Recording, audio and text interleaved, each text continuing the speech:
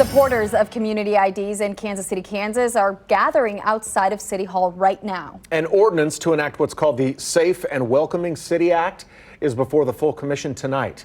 Abby Dodge joins us live from outside the Unified Government Building. Abby, if the ordinance passes, how will this work? So, Brad, the IDs are probably going to look a little bit like your government-issued driver's license, but that's not what they're for. It's for doing things like picking up your prescription from the drugstore or picking up your kid from school. The people behind me have been advocating for this sort of identification for years. We have been trying so hard for this moment. Carla Juarez is the executive director of Advocates for Immigrant Rights and Regulations. She says city-issued IDs are necessary for people in KCK, including the large immigrant population. It's like a paper telling you or validating that you are a member of this community. A coalition made up of organizations from across the county are near the finish line.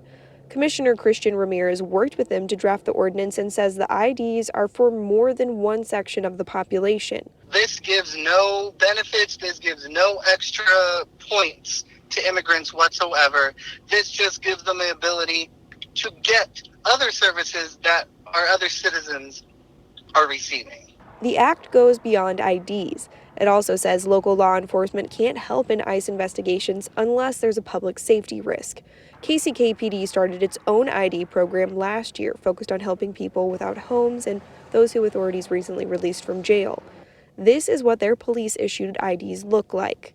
Unlike the PD's IDs, the community IDs don't require any previous U.S. government ID, which has gotten some pushback from constituents. And they're saying that we're turning into a sanctuary city. I absolutely abhor the words sanctuary city because it makes us seem that we as immigrants need to be saved. We don't need to be saved. All we want is to be welcomed. That's it.